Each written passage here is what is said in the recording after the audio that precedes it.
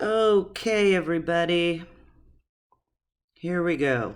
So, this is section 3.4 of the fallacies, and there are a lot of fallacies in this section. The whole section is titled Fallacies of Presumption, Fallacies of Ambiguity, and Illicit Transference. Right? And then there's a bunch of fallacies that fall under each of those categories for this section, but we're only going to look at three. We're going to look at the fallacies of presumption here. So keep that in mind. So, fallacies of presumption happen not because the premises are irrelevant to the conclusion, like the ones that we saw in 3.2, and not because the premises fail to provide sufficient reason for the conclusion. Those are the ones that we saw in 3.3, right? Instead, these kind of fallacies happen because the premises presume what they're purporting to prove. The premises kind of pack in the conclusion already. Right? I know that's a strange way to explain it, but it's best seen through the specific examples, like the first one we're going to look at, which is called begging the question. Right? And begging the question is when the conclusion is simply a rewording of a premise, but because of the way it's reworded, it kind of sounds like a legit argument. Right? So when we make the conclusion the same as a premise, content-wise, you're assuming that the conclusion is true rather than offering proof for it. And that's also known as circular reasoning. So let's see some textbook examples of that. Right? Capital punishment is wrong because it's immoral to inflict death as a punishment for crime. So here, this is the conclusion, right? Trying to convince somebody that capital punishment is wrong. Well, why is it wrong? Because it's immoral to inflict death as a punishment for crime.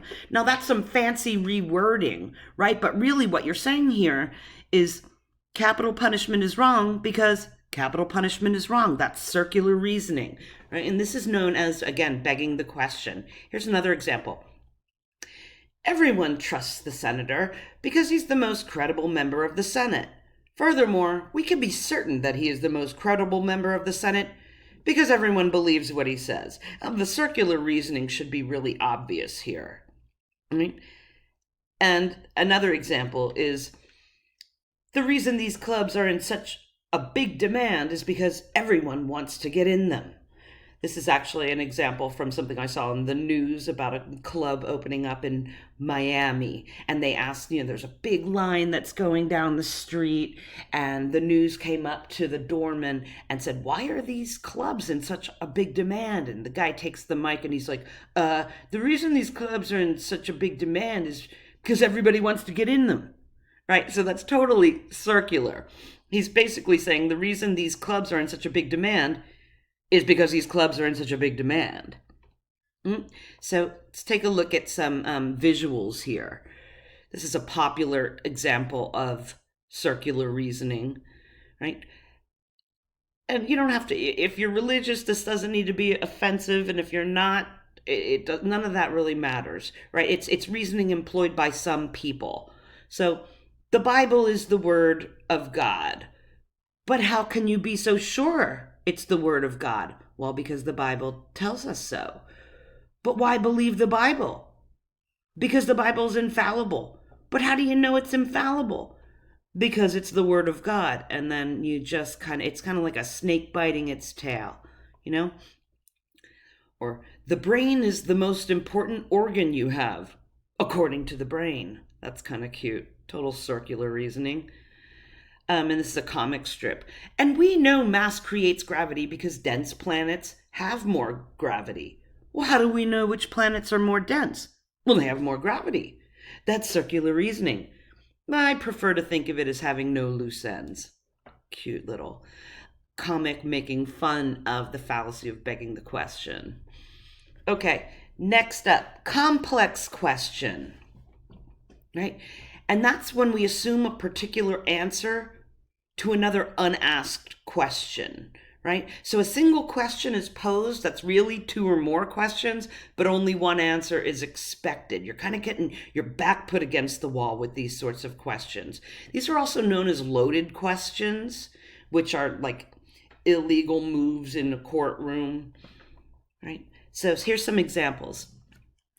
I understand that you're being audited again. So when are you going to stop cheating on your taxes? So notice that this question is packing into it a presumption that the person's already cheating on their taxes, and then you ask them when they're going to stop. So by answering the question, you're kind of cornering them into answering more than the obvious question, right? Or, so, would your husband mind if I bought you a drink? Like a classic old barroom line. You can imagine a woman sitting alone at the bar and a man approaches her, and instead of just saying, hey, can I buy you a drink? He asks, so, would your husband mind if I bought you a drink? That way, from her answer, he can figure out first whether or not she has a husband, and then whether or not he can buy her a drink, right? It's kind of crafty. Or the classic, do I look fat in this? Which is always a losing question and a loading question, right? So if you ask somebody, do I look fat in this? You're kind of asking them to answer two questions, right? Number one, am I fat? Number two, does this make me look fat? Loaded question, everybody. Don't ask it. Don't answer it. Here's some media examples. Are you pouring on the pounds? And this is a good one. Looks like a billboard in Australia. Why can't Aboriginal people just get over the past? Right? So in this question, you're assuming first that they can't get over the past, and then you're asking them why that's the case, right? Or why do atheists hate America? Very loaded question. First of all, you're presuming that they do, and then you're asking why it is they do. Classic complex question. And then here's the last one, known as false dichotomy, right? Very important fallacy. That's when we argue for our conclusion or position by offering an either-or premise that just ignores any other possible alternatives or solutions, right? So sometimes this fallacy is committed within the context of a complete argument, and sometimes it isn't, as you'll see in the examples, right? It's also known as a false dilemma. So let's take a look. America, love it or leave it, right? So you're being given an either or choice. So either you gotta love America or you gotta leave America, right? So in other words, if you love it, you don't have to leave it. If you don't love it, then you have to leave it, right? Aren't there some shades of gray between these two? Is it really you gotta love it or you gotta leave it? Classic false dichotomy. And you're either with us or you're with the terrorists. That's all you get. You're either with, let's say, the policies of any particular administration, or that makes you a sider with the terrorists. That's simply not the truth. There are many shades in between these two poles, right? False dichotomy. Or either you accept every tenet of the theory of evolution, or creationism is the only rational choice. Again, false choice, false dilemma, false dichotomy. You don't have to accept every bit of the theory of evolution, or you assume that biblical creationism is the only rational choice. That's not the only two choices, but this stuff really works on people, right? If you pose any type of complex issue as having only one or two solutions, people actually really quickly start thinking that they go along with it in an amazingly quick fashion. Okay, so let's look at some media here. This is a billboard in the UK. So the campaign is about something that apparently is coming up for a vote, right, on an alternative voting system. So apparently, imagine like we have the propositions here in California. Imagine that they were having a proposition on should we have an alternative voting system, and there's a group that's against that system, right? So they put this billboard up that says he needs bulletproof vests, not an alternative voting system. Right. So you're given a choice here. Either vote for, either say no to the alternative voting system, or you're taking bulletproof vests away from soldiers. Right. So if you vote yes on the alternative voting system, then you're voting no on bulletproof vests. If you vote for the against the alternative voting system, then you're voting for bulletproof vests. This is just a classic either or situation that's simply false. And then notice also just the coloring, right? Two colors starkly demarcated, right? Clever billboard. Your hands are only as clean as the towel used to dry them. So this is an ad for like Kleenex disposable towels instead of using like your normal terry cloth towel. So look at one side is all dark and dingy, the other is sparkling clean, right? So really this is saying either you use our sparkling clean brand new disposable towels, or you're using this dingy old disgusting terry cloth hand towel. Is that really true?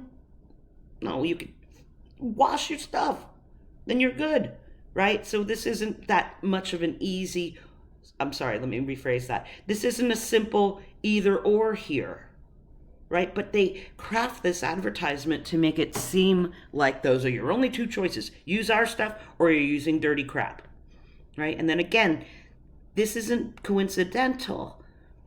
That's sending a message to your brain that it's either this or this, with this color difference and dark and dingy and then clean over here. You can choose to feel sore tomorrow, or you can choose to feel sorry tomorrow. You choose, right? Is that it? Either I'm going to work out hard and feel sore tomorrow, or I'm going to feel sorry and regretful tomorrow. Simply not the case. False dichotomy. And then this is super clever. Right, so let me give you some background on this.